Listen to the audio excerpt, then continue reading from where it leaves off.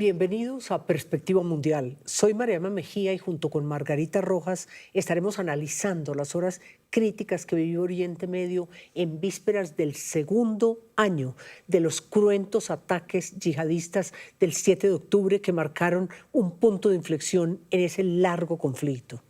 Según el ultimátum del presidente Trump a ese grupo extremista, las horas están contadas hasta el domingo a las 6 de la tarde para aceptar la propuesta de paz para la Franja de Gaza o, de lo contrario, como él mismo lo dijo, enfrentarán el infierno. Pues María Emma, sin duda es un momento de gran incertidumbre y para eso nos acompaña Carlos Alberto Patillo, profesor de la Universidad Nacional y analista internacional.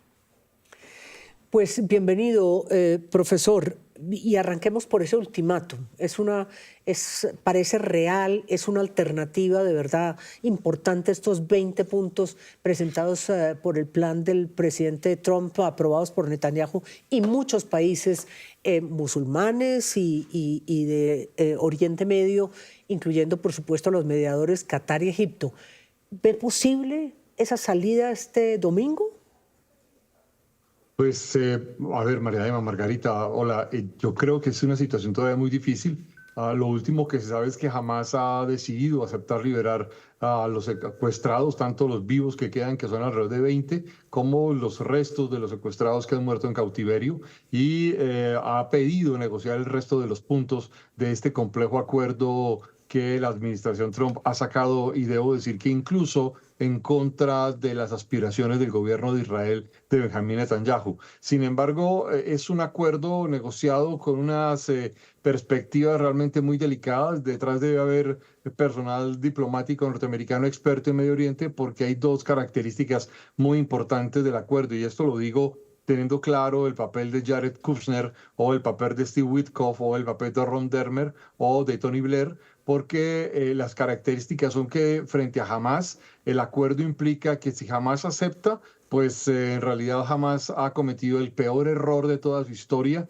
que son estos 2 años de confrontación con Israel que han llevado a una crisis realmente sin salida, con implicaciones geopolíticas grandísimas. Pero de otro lado es que si Hamás no acepta, pues esto lleva al borde de la catástrofe definitiva a Gaza y a la población palestina de Gaza, y deja que en el entredicho que Hamás ha utilizado a la población palestina gazatí como un escudo frente a los israelíes. Pero vamos por partes en esa respuesta que abarca tantos puntos que quisiéramos analizar. La primera es, ¿la respuesta de Hamás es un sí o es un no? Porque acepta liberar los rehenes, pero dice que hay puntos que hay que negociar. Entonces, ¿eso en qué punto nos deja? Es un sí, pero no. Es decir, está diciendo que aceptan, pero todavía no hay una aceptación de fondo, y están pidiendo desarrollar los puntos de negociación que están a lo largo del acuerdo y algunas lagunas que fueron introducidas en la versión final del documento, de acuerdo a lo que ha dicho el canciller de Pakistán. Pero ese punto también que ellos mencionan, que es o la Junta de Paz o el grupo de tecnócratas que estaba en el acuerdo, ¿no les sorprende a usted que hayan dicho que sí a esa posibilidad?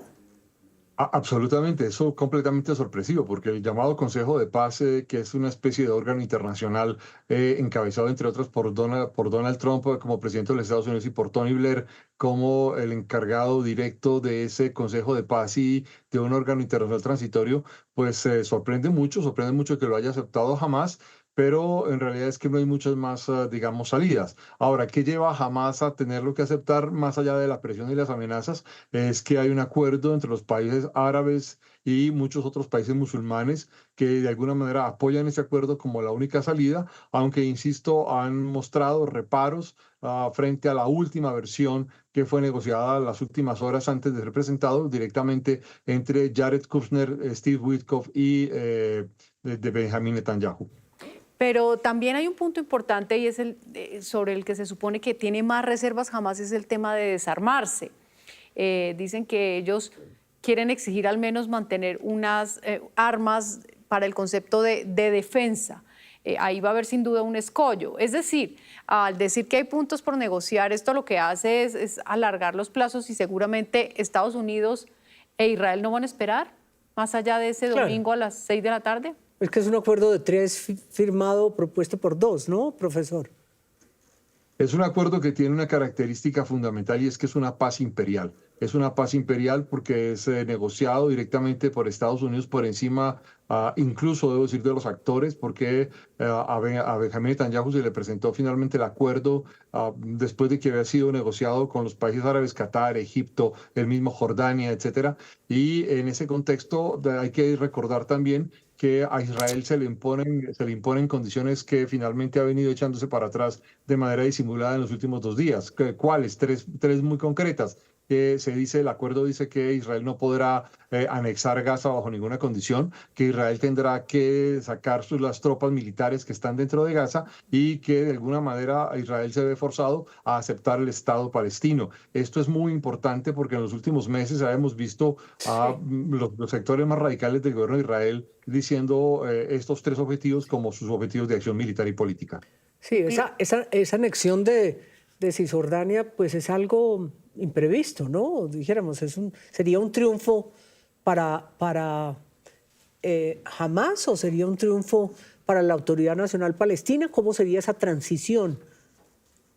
Pues en realidad lo que se ha planteado y específicamente 2 ministros del gobierno de Israel, que son Bezalel Smotrich, el ministro de Finanzas, y Itamar Ben-Gvir, que es el ministro de Seguridad Interior, venían planteando desde enero de este año el objetivo de anexar completamente Gaza, echar a los palestinos del territorio de Gaza o sacarlos, obligar a que salieran del territorio de Gaza, y en ese contexto pues la anexión parecía como algo definitivo. Y paralelo se han ido haciendo incursiones muy agresivas en territorios de Cisjordania y se había venido planteando que no existiría, y de hecho Benjamín Netanyahu lo dijo por lo menos 3 o 4 ocasiones en los últimos 2 meses, que de ninguna manera existiría un Estado palestino. Y este es quizás uno de los principales puntos de confrontación con el mismo plan que Trump presentó y de alguna manera terminó imponiendo en la última reunión con Benjamín Netanyahu en la Casa Blanca.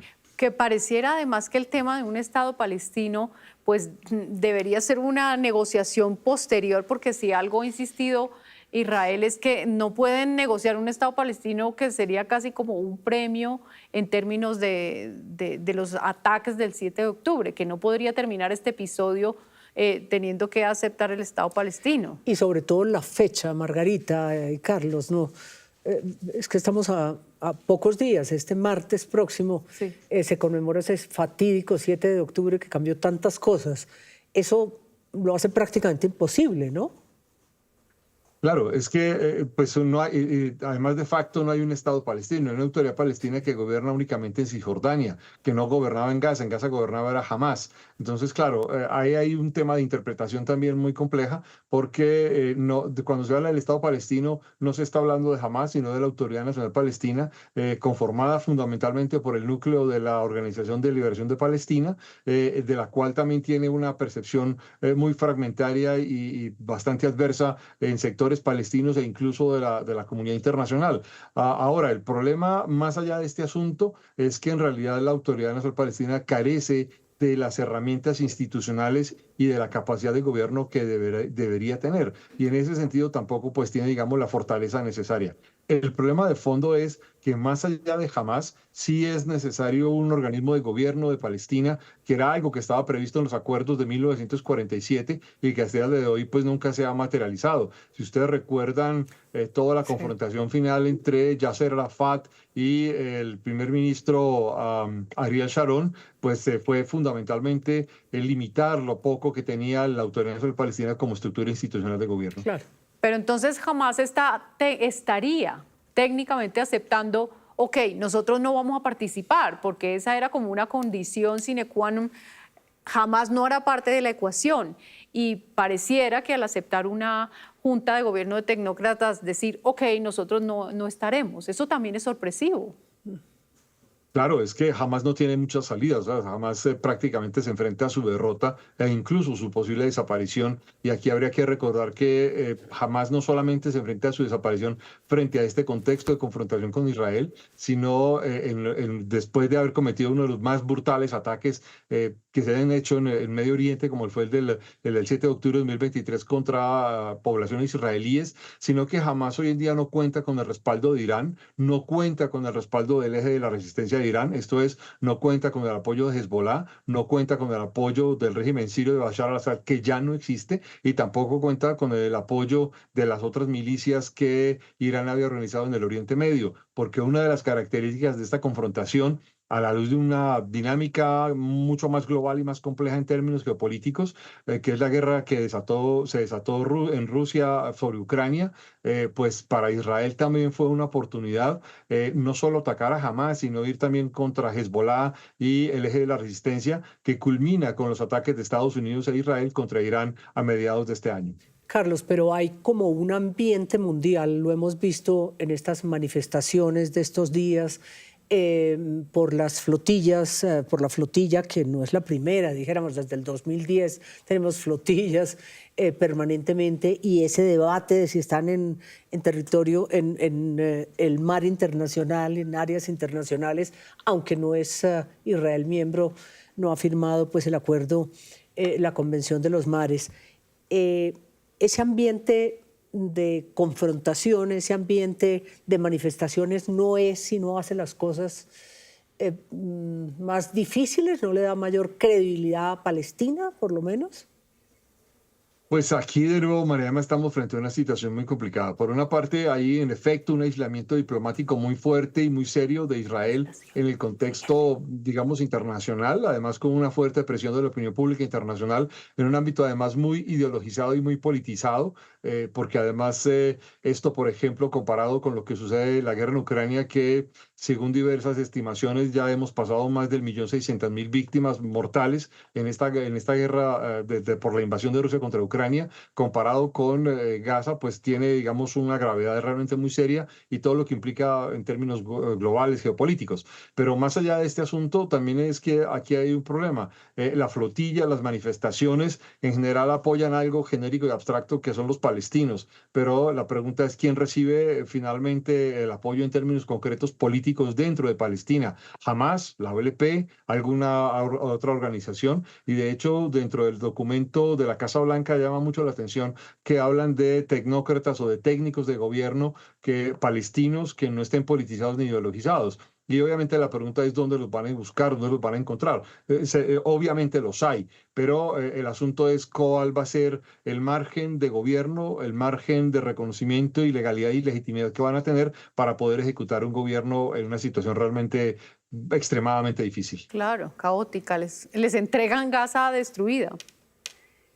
Pues es que Gaza está prácticamente destruida, Arrasada. lo que queda son sectores de Ciudad Gaza que aún se mantienen muy difícilmente en pie, pero si ustedes recuerdan todo lo que hemos visto de escenas de guerra urbana, realmente ha sido una guerra urbana de un impacto pues demoledor. Hay que tener en cuenta también todas las redes de cientos de kilómetros de túneles que había construido Hamas para propiciar este ataque contra Israel, túneles en los que servía para mover milicianos, para almacenar armas, para construir armas, para almacenar equipos de confrontación y además utilizando lugares como hospitales, escuelas o unidades residenciales.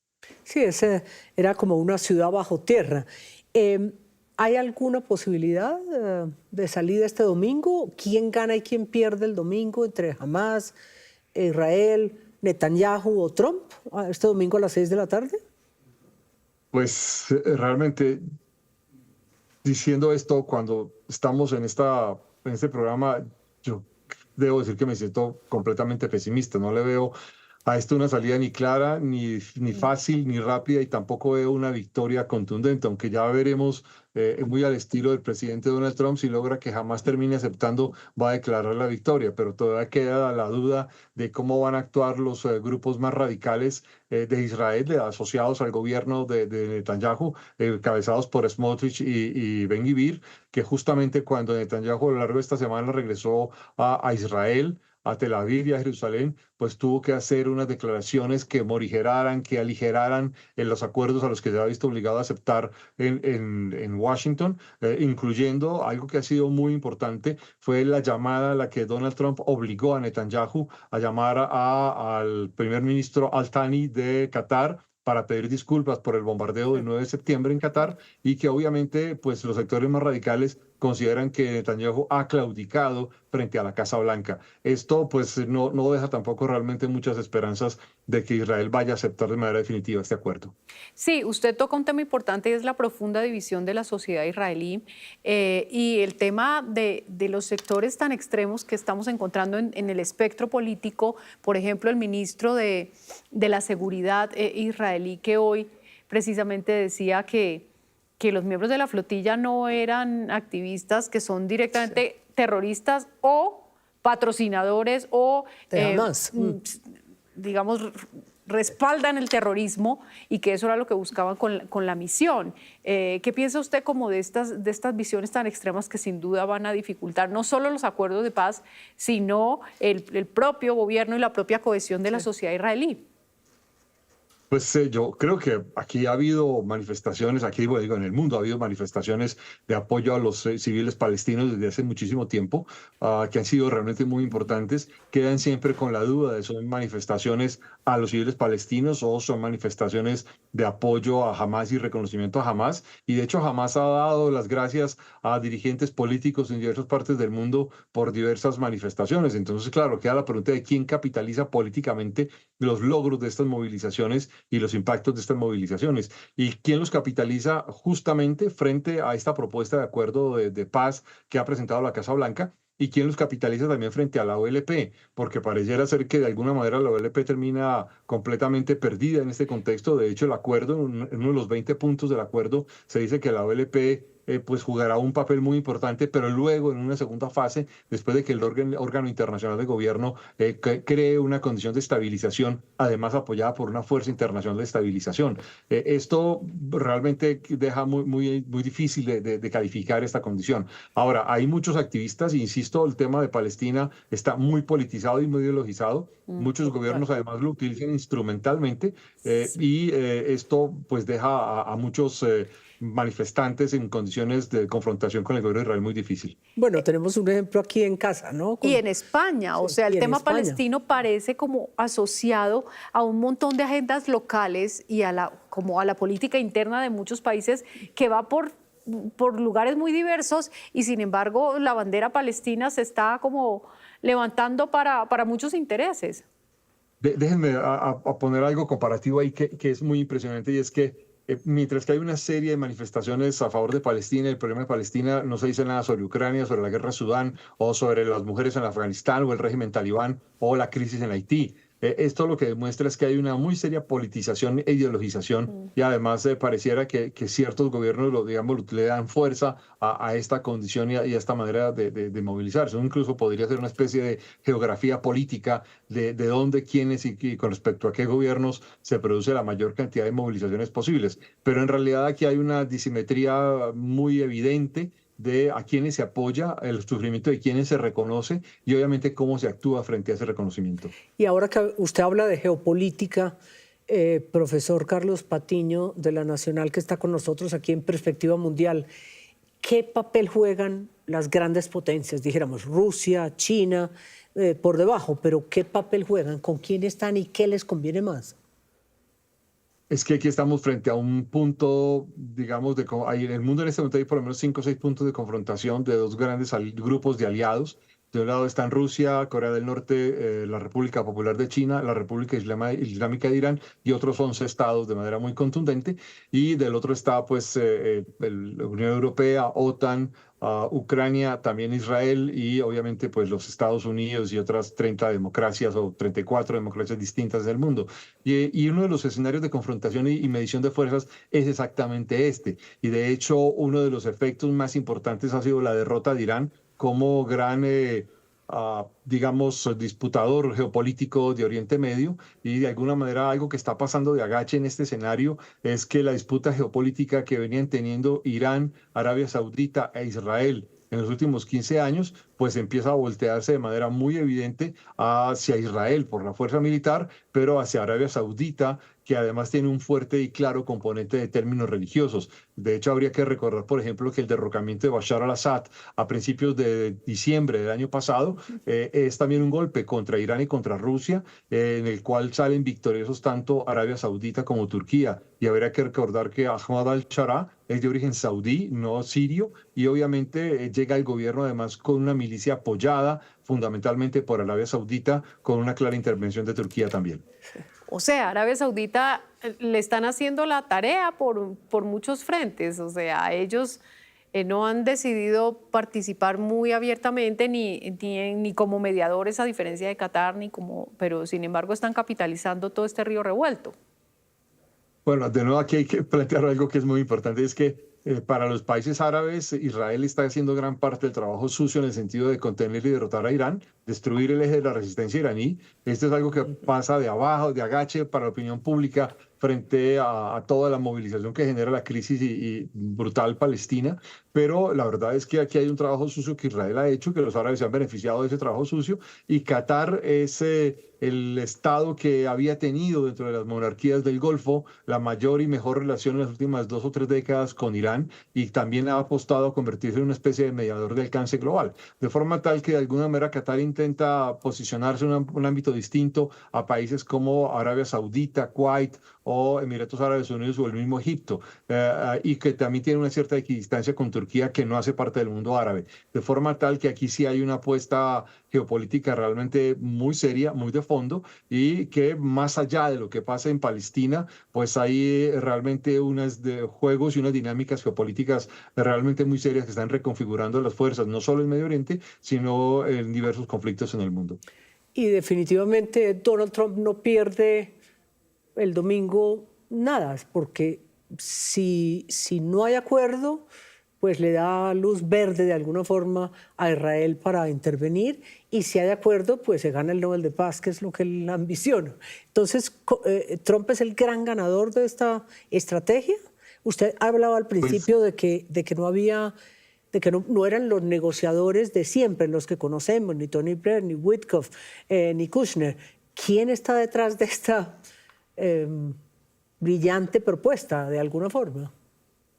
Pues no lo sabría, yo no lo sé, María. Además es una pregunta que muchos nos hemos hecho, quién está detrás realmente, en el sentido de quién es el que conoce con detalle, porque esto requiere un conocimiento realmente muy detallado, tanto de las sociedades árabes y del mundo musulmán, y en específico de los árabes de la Palestina, como de la sociedad israelí y de los diferentes elementos que componen la sociedad israelí, que además suele darse la idea de que la sociedad israelí es homogénea, y por el contrario, la sociedad israelí es profundamente fragmentada y dividida en grupos muy distintos y muy contradictorios, de forma tal que alguien, pues, o un grupo de personas muy conocedores y muy expertos desarrollaron esa propuesta, que finalmente fue en gran parte gestionada por Jared Kushner y Tony Blair, y al final fue presentada a Steve Witkoff junto con el apoyo de un negociador particular que es alguien llamado Ron Dermer, y es finalmente la propuesta que termina sacando adelante la Casa Blanca, que finalmente, y esto es muy importante tenerlo claro, también Donald Trump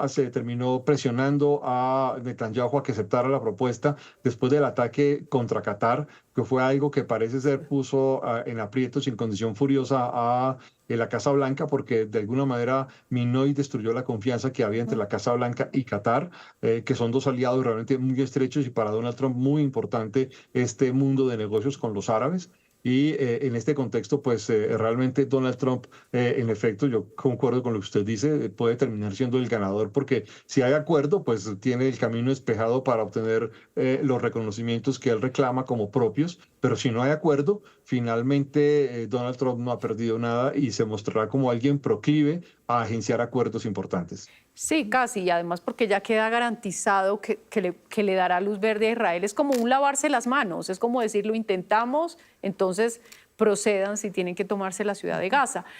Mi pregunta iba a ese punto precisamente, porque en este momento pareciera que el dilema de Hamás es o acepta la rendición que digamos, contempla la propuesta de paz, una rendición prácticamente incondicional, o se inmola y de paso se lleva consigo a decenas o cientos de miles de civiles.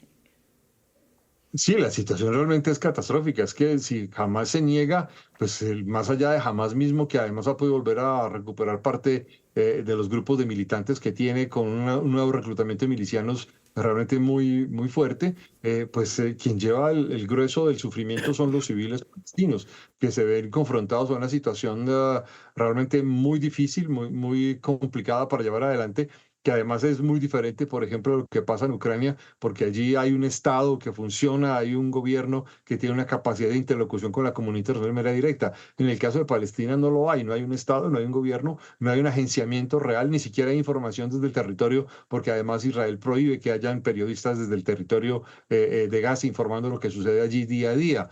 Y esto pues obviamente lleva a una situación de desbalance en el cual finalmente los que sufren son los palestinos de una manera realmente increíble e indecible, como hemos visto a lo largo de estos últimos meses. Donald Trump advirtió, tal vez en su comunicado, que le pedía a los palestinos que salieran para evitar que pudieran entrar en la confrontación. O sea, él tiene su duda propiamente del acuerdo, de que esta propuesta de paz no se logre.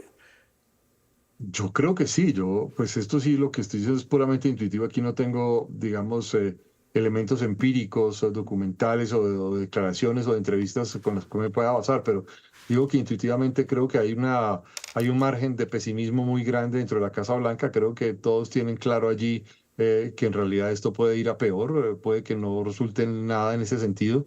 Y obviamente queda sobre el camino pues todo este debate de hacia dónde más se pueden ir 2 millones de palestinos de Gaza. Es que los egipcios no los reciben y además si los recibiesen y se conformase la salida de los egipcios, esto podría dar lugar a una especie de limpieza étnica frente a un territorio deseado por los sectores más radicales del gobierno de Israel, e incluso podría llevar a darle forma a esas acusaciones de genocidio que están dándose en el territorio.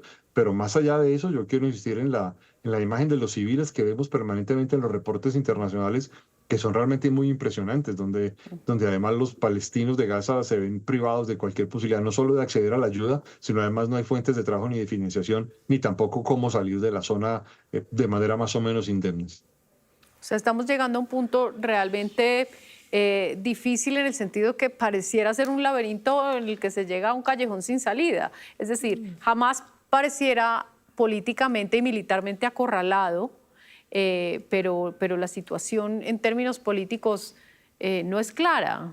¿Cuál es un poquito como su percepción de la situación?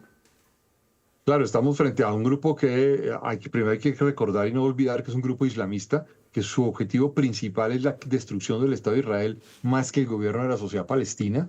Y eso ya lo plantea o lo pone en una posición realmente muy diferente con respecto a la OLP. Y habría que recordar que además jamás gobierna Gaza desde 2006, después de una confrontación armada y una disputa armada contra los miembros de la Autoridad Nacional Palestina, e incluso una persecución muy fuerte con respecto a aquellos palestinos de Gaza que fueran seguidores o apoyaran o dieran soporte a la Autoridad Nacional de Palestina. Y ahora estamos frente a una situación digamos, de callejón sin salida, de Hamás, de si acepta, qué significa aceptar y qué significa la rendición, y si no acepta, qué significa frente a la sociedad palestina. Habrá que recordar que además en los últimos meses hemos visto por lo menos en 3 o 4 ocasiones manifestaciones de palestinos de Gaza en contra de Hamás, pidiendo que entreguen los rehenes, que terminen la guerra, que entreguen las armas, que salgan de Gaza, pero tampoco hay, digamos, una respuesta frente a esto. E incluso esto había sucedido también cuando Hamás construía los túneles. Muchos gazatíes se habían opuesto a que jamás construyera túneles debajo de sus casas o sus apartamentos o bajo los hospitales o las escuelas, y sin embargo no tenían mucha posibilidad de que jamás les escuchase o les hiciese caso. Claro, esto ha sido un periodo muy difícil desde que están los islamistas al mando, dijéramos, con Hamás. Muchas gracias, de verdad, profesor Carlos Patiño, por ese conocimiento y ese apoyo que nos da para saber estas horas que nos quedan antes del domingo a las 6 de la tarde, cuál puede ser ese destino. Muy difícil, ¿no? Muy difícil. Muy triste, lamentablemente, ¿no?